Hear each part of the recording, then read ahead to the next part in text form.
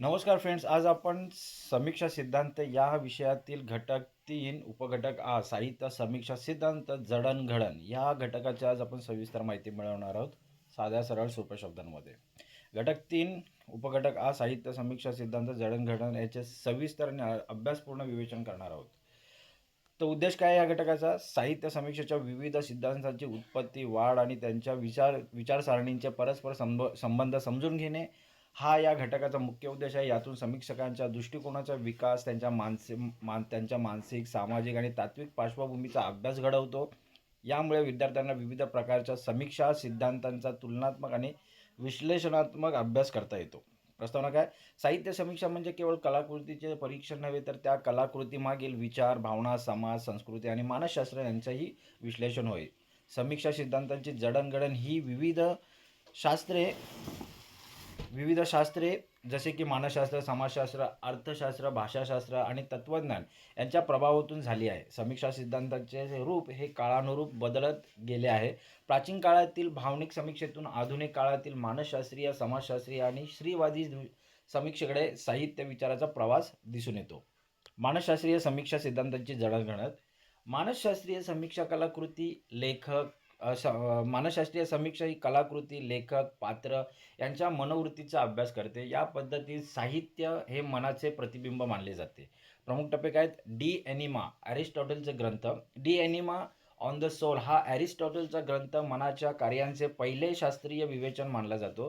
त्याने मनाचे तीन स्तर सांगितले: वनस्पती मन, प्राणी मन आणि मानव मन.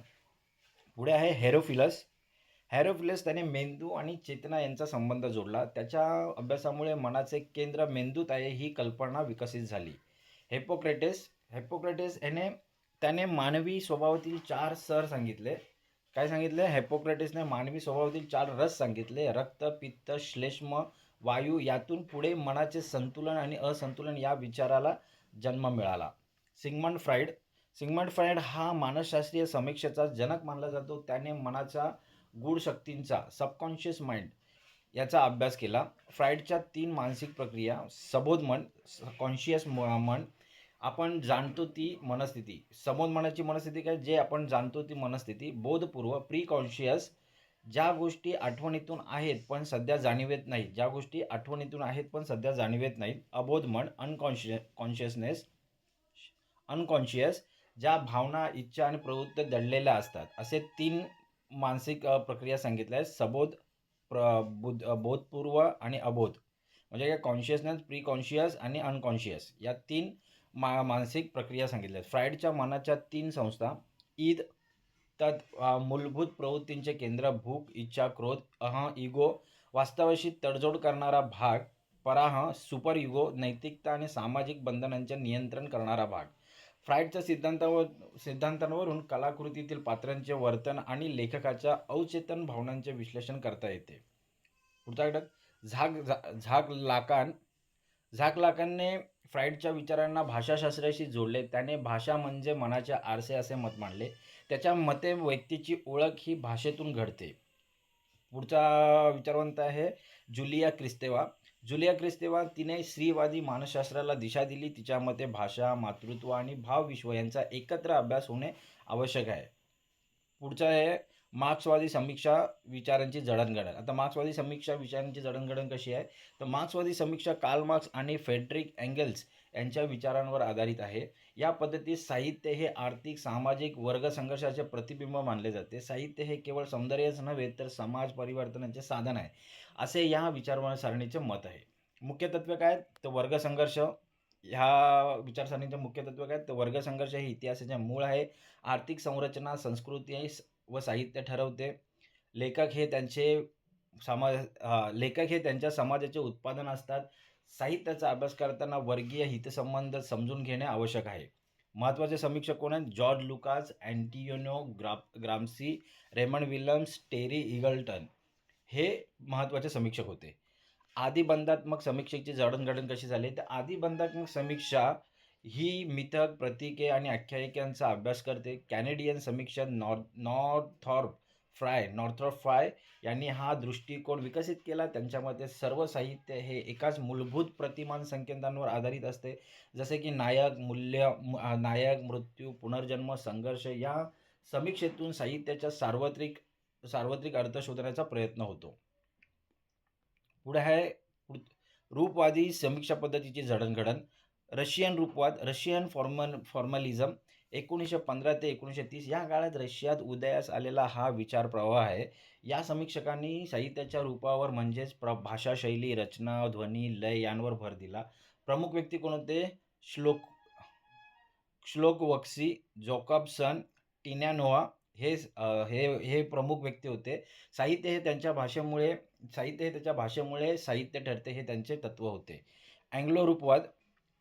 इंग्रजी समीक्षेत IH Richardson, TS Eliot, Cleanth Brooks यांनी कलाकृतीच्या अंतर्गत संरचनेवर भर दिला. त्यांनी टेक्स्ट ही ॲटोनॉमस एंटिटी आहे असे प्रतिपादन केले. अँग्लो अमेरिकन रूपवाद. New criticism. ही पद्धत 20व्या शतकात अमेरिकेत प्रचलित झाली. साहित्याचा अर्थ हा फक्त ग्रंथांतूनच शोधला पाहिजे, लेखक वा वाचकाचा हेतू नको, असे या विचारसरणीचे तत्व होते. समाजशास्त्रीय समीक्षा सध्या पद्धतीची जडणघडण. ही समीक्षा साहित्याला समाजाचे आरसे मांडते. साहित्य आणि समाजांचा परस्पर संबंध अधोरेखित करते. पुढचा आहे जॉन स्टुअर्ट मिल. त्याने व्यक्तिस्वातंत्र्य आणि समाजातील नैतिकतेचे महत्त्व अधोरेखित केले. पुढचा आहे व्हर्जिनिया वुल्फ. तिने स्त्रियांच्या जीवनातील बंधने, समाजातील विषमता आणि सर्जनशीलतेचा अभ्यास केला. A room of one's own हे तिचे पुस्तक प्रसिद्ध आहे. मार्गारेट मीड. हिने समाजशास्त्रीय दृष्टिकोनातून संस्कृती आणि वर्तनाचा अभ्यास केला. पुढे केट मिलेट. हिचे पुस्तक सेक्शुअल पॉलिटिक्स स्त्रीवादी आणि समाजशास्त्रीय समीक्षेचे मूलभूत ग्रंथ मानले जाते. बेट्टी फ्रीडन. तिने द फेमिनिन मॅस्ट्यूक मधून गृहिणींचा मानसिक दडपणावर भाष्य केले. पुढचे आहे जर्मन ग्रीर. तिने द फिमेल एन्युक मधून स्त्रीच्या देह, मन आणि समाजातील भूमिकाचा सखोल विचार केला. पुढचा घटक आहे स्त्रीवादी समीक्षेची जडणघडण. स्त्रीवादी समीक्षा स्त्रियांच्या दृष्टिकोनातून साहित्याचे पुनर्मूल्यांकन करते. स्त्रीचे अनुभव, भावना आणि सामाजिक संघर्ष हे साहित्याचे केंद्र असावे असा आग्रह हा विचारधारेत असतो. मुख्य वैशिष्ट्य काय या विचारधारेचे? तर स्त्रियांच्या अस्तित्वाचे साहित्यिक पुनर्वाचन करणे, पितृसत्ताक रचनेविरुद्ध दृष्टिकोन, स्त्रीलेखक आणि पात्रांच्या आवाजाला महत्त्व देणे. प्रमुख स्त्रीवादी विचारवंत कोण होते? व्हर्जिनिया वुल्फ, सिमॉन दी बोवा, केट मिलेट, जुलिया क्रिस्तेवा, बेट्टी फ्रीडन हे प्रमुख स्त्रीवादी विचारवंत होते. समारोप काय? साहित्य समीक्षा सिद्धांतांची जडणघडण ही एका प्रवासासारखी आहे, जिथे कलाकृतीकडून माणसाकडे आणि माणसाकडून समाज, मन व भाषेकडे विचार विस्तारला जातो. मानसशास्त्र, समाजशास्त्र, अर्थशास्त्र, भाषाशास्त्र, स्त्रीवादी अशा अनेक शाखांनी समीक्षा विचार अधिक समृद्ध केला. समीक्षेचे उद्दिष्ट केवळ कलाकृतीचे परीक्षण नसून मानवाच्या विचारविश्वाचे आकलन करणे हेच आहे. आता प्रश्न उत्तर आले ते समजून घेऊया.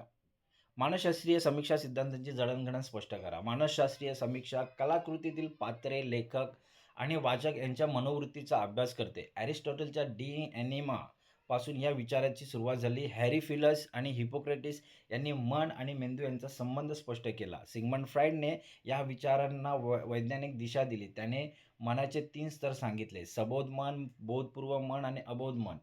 तसेच 3 मानसिक संस्था सांगितल्या: ईद, अहम, पराहम.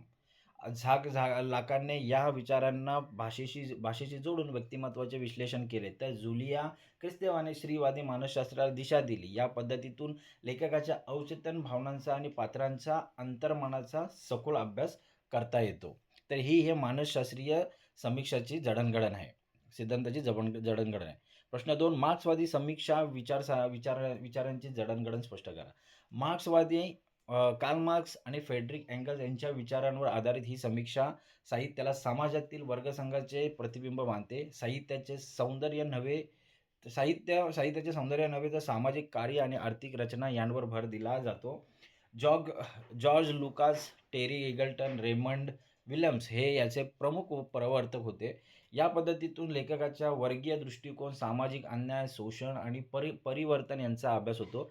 मार्क्सवादी समीक्षा साहित्याला समाज, बदलण्याचे साधन मानते. मार्क्सवादी काय समीक्षा साहित्याला समाज बदलाचे साधन मानते. प्रश्न 3 रूपवादी समीक्षा पद्धतीचे जडणघडण स्पष्ट करा. रूपवादी समीक्षा ही साहित्याच्या रचना, शैली, लय आणि भाषेवर भर देणारी पद्धत आहे. रशियन रूपवाद यांनी भाषेच्या वैशिष्ट्यांमुळे साहित्य केवळ ठरते. यांनी भाषेच्या वैशिष्ट्यांमुळे साहित्य वेगळं ठरते असे सांगितले. अँग्लो रूपवाद यांनी ग्रंथाच्या अंतर्गत रचनेवर भर दिला. अँग्लो अमेरिकन रूपवाद यांनी यांनी म यांनी रूपवादमध्ये कलाकृती स्वयंपूर्ण ऑटोनॉमस मानली गेली. या पद्धतीत लेखकाचे जीवन व वाचकाचा हेतू गौण तर ग्रंथच केंद्रबिंदू असतो. प्रश्न 4 स्त्रीवादी समीक्षा पद्धतीची जडणघडण सांगा. स्त्रीवादी समीक्षा ही पितृसत्ताक समाजरचनेविरुद्ध उभी राहिलेली विचारधारा आहे. व्हर्जिनिया वुल्फच्या रूम ऑफ वन्स ऑन यापासून ह्या विचारांचा प्रारंभ झाला. सिमॉन दे ओवा, Kate Millett, Betty Friedan, Julia Kristeva यांनी या विचारांना पुढे नेले. ही पद्धत स्त्रीचे अनुभव, भावना आणि समाजातील स्थान यांवर लक्ष केंद्रित करते. साहित्याला स्त्रीच्या दृष्टिकोनातून नव्याने समजून घेण्याचा प्रयत्न यात केला जातो. समाजशास्त्रीय समीक्षा पद्धतीच्या वैशिष्ट्ये स्पष्ट करा. ही समीक्षा साहित्याला समाजाचे आरसे मानते. John Stuart Mill, Virginia Woolf, Margaret Mead, Kate millet, पेटी फ्रीडन, जर्मन ग्रीर यांनी या विचारांना दिशा दिली. साहित्याचे सामाजिक, सांस्कृतिक, आर्थिक पार्श्वभूमीशी संबंध जोडून त्यांचे विश्लेषण केले जाते. या पद्धतीतून समाजातील बदल, वर्गभेद, स्त्री पुरुष विषमता आणि संस्कृतीचे परिणाम समजून घेता येतात. लघुत्तरी प्रश्न आलेले आहेत. डी ॲनिमस या ग्रंथाचे लेखक कोण होते? ॲरिस्टॉटल. फ्राईडने सांगितलेल्या 3 मानसिक प्रक्रिया कोणत्या? सबोध, बोधपूर्व, अबोध. फ्राईडच्या 3 मानसिक संस्था कोणत्या आहेत? ईद, अहम म्हणजे इगो, परहा म्हणजे सुपर इगो. झाक लाकांचे मुख्य मत काय होते? झाक लाकांचे भाषा म्हणजे मनाचे आरसे आहेत. मार्क्सवादी समीक्षा कोणत्या तत्वावर आधारित आहे? वर्गसंघर्ष आणि समाजातील आर्थिक रचनेवर. रशियन रूपवादाचे प्रमुख प्रवर्तक कोण होते? स्क्लोकावस्की अँड जोकॉब्सन. स्त्रीवादी समीक्षेची सुरुवात कुणी केली? व्हर्जिनिया वुल्फ यांनी केली. नॉर्थॉप फ्राय कोणत्या समीक्षेशी संबंधित आहेत? आदिबंधात्मक समीक्षेची. द फेमिनाईन मास्टिक कोणी लिहिले? बेटी फ्रीडनने. द फिमेल या ग्रंथाच्या लेखिका कोण? German Greer. मित्र, आज आपण हा घटक चांगल्या प्रकारे समजून घेतलेला आहे. ते घटकाचे मुद्दे आपण साध्या सरळ सोप्या भाषेमध्ये समजून घेतलेले आहेत.